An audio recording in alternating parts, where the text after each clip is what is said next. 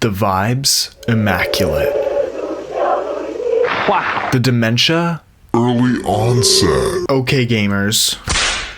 Let's talk about this video. This is one of those beautiful melancholic internet phenomena that just compels people to spill their entire lives in the comment section and utter profound truths about aging and life and childhood. And I'm no exception. I'm being very quiet because it's nighttime to fit the mood. But first, long rip checkpoint.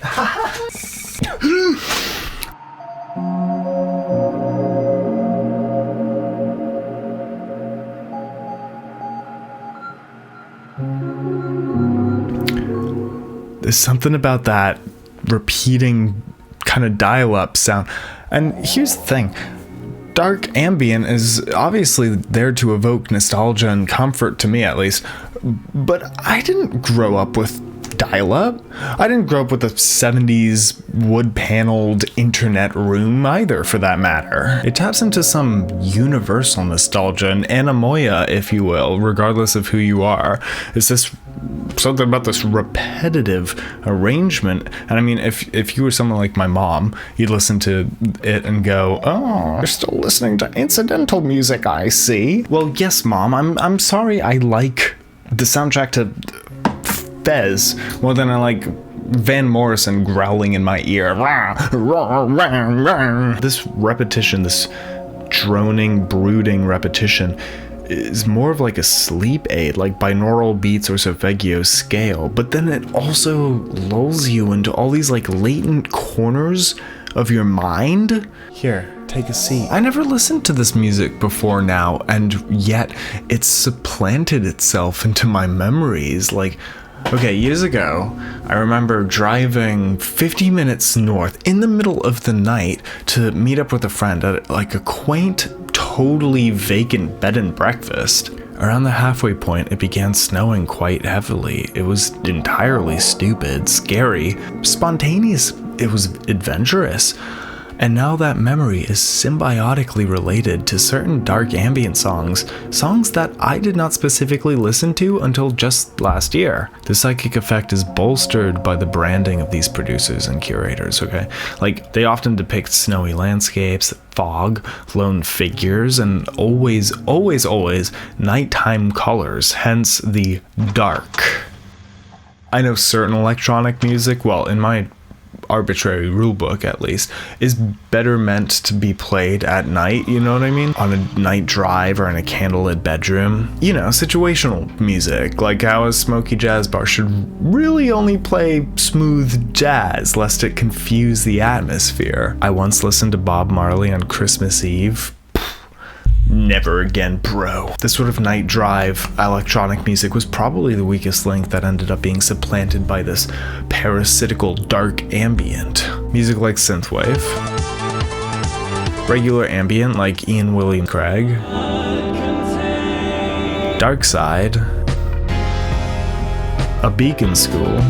You know, music that uses the deeper synth pads emblematic of dark ambient but is still traditionally arranged like pop songs. I also have to include the soundtrack to Eyes Wide Shut because of that one time Vinny explored a dead MMORPG. I'm gonna be honest, it's hard for me to pinpoint where dark ambient originated from. As a genre, it was most notably pioneered by names like Raison d'Etre back in the 90s, among others. Then perhaps it was more recently reborn through mainstream movie soundtracks that borrowed this sort of dark droning motif. Movies like Hereditary, Annihilation, I think a couple Nick Cage films.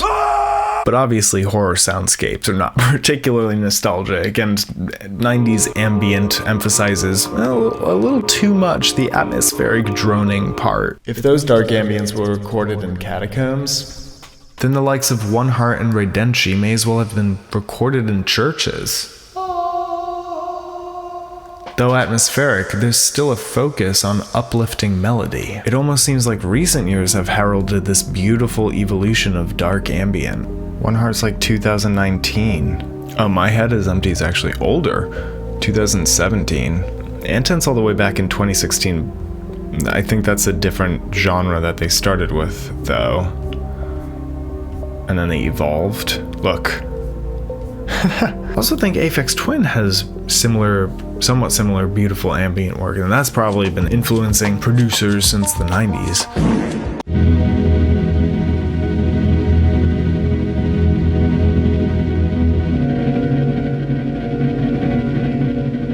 Is today's dark ambient intrinsically linked to the decay of the internet? Here's the thing. In 2023, in the wake of the AI uprising and further enshittification of just about everything, my Instagram feed started feeding me Frutiger Arrow content. This Frutiger Arrow content was kind of a memorial for what technology and the internet should have evolved towards during the new millennium. Instead, the web is now bloated with ads. Well, I have to click on Guzzle. Uninteresting design. AI that nobody asked for, so it's no wonder that everybody's mourning the death of this eco-hope core futurism. Likewise, if Frutiger Arrow is a nostalgic desire to return to a simpler time of the internet, then dark ambient is a deep desire to return to a no-thoughts, head-empty embrace of the womb. Both inherently hate modern day. Frutiger Arrow just says, I wish to return to defend the castle on addictinggames.com. Dark ambient says, I don't know, man, I just want to crawl back into the unreality of a dream I had when I was 6.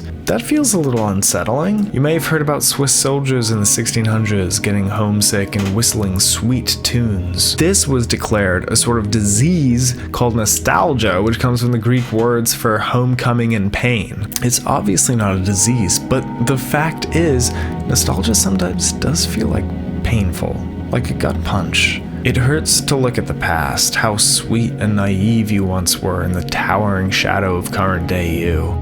You wish you could protect your child, but you can't. You wonder how adult responsibilities have become your whole existence, your personality, overriding the very interests and curiosities that had formed you. On top of that, your body starts to feel years stack up, your bones are probably deteriorating from lead poisoning or Lyme disease, your dopamine constantly abused by ubiquitous screens and stimulants and drugs and fast food whenever you want it, your balls full of microplastics and other endocrine disruptors. See these flakes? This is going in your family's food. There were many days of your childhood you took for granted, sure, but there were equally as many days where you just felt excited, you felt love, you loved yourself and your interests and your hobbies and your friends and your family. Maybe it was Christmas or Halloween or just a snow day. I will talk about snow days in a minute. You know why? Because it doesn't snow anymore. I'm gonna scream.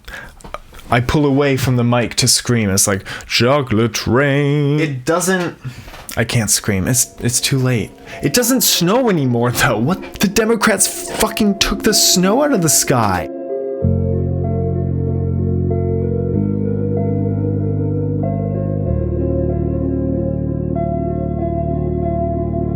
We're taught to fear internal changes and growing old, but I don't know if we've considered as much changes that affect everyone universally. Like the death of the internet is a small example, but larger scale, what about climate change? I grew up in upstate New York, and as a young sprout, I remember snowfall as many inches as I was tall. We're talking feet worth. And Christmas, snow was guaranteed. Forgotten Dreams and the like frequently use cold landscapes as their aesthetic, their identity, and that's probably because producers like Øneheart and Ambient all reign from Russia. To us, however, it kind of informs a sense of coziness and adventure. I remember me and my friends putting on our snow gear after watching Amnesia Let's Plays and walking out into the frigid night and being illuminated by moonlight and the snow around us. It would genuinely look something like this. It was cold, but those memories feel warm. And once we'd gotten too cold, we went back inside, warmed up, and relished in that sense of togetherness. Nowadays, we don't want to leave our comfortable body-shaped hole in the couch with its sweaty body-shaped stain. We go, I'm comfortable here with my housewives and my bong. So here's my plea to you. If you live in a temperate area with occasional snowfall, next time it snows, I implore you, just go out into the night, even if by yourself. Because to me, the rare occasion that it does snow, I mean, I live in Southern California now, FML, I visited New York last February, and God said, give this man 6 inches of snowfall. 6 inches of snowfall. It's just special. This brief moment where the whole world changes. Wow. And it's almost like looking directly through a window into the past, into your childhood. The scorched earth is blanketed and temporarily made perfect, and the brevity of these moments means it will still impact you the same way it did child you. Sorry for spilling straight factuals, man. I mean, it's just the effect this music has on me. I freaking reflect, dude. And then I get a little bit pretentious, but hey, I'm just having fun. I wish somehow this mixtape were pressed to vinyl. But the sad question is, would I sit down and listen to this music? Or is its place in the universe only to suit the occasional drug-enhanced cozy night in? When you're feeling particularly nostalgic, when you're plagued by uncomfortable self-actualization, when you're realizing that things will never be the same again, when everyone in the world is asleep except you, when you're driving home, when you want to escape reality. It's great music, but to listen to it in broad daylight when you're the most human kind of breaks the illusion, doesn't it? Situational music can be totally fine and can remain situational. That's what makes it special. Thanks for watching.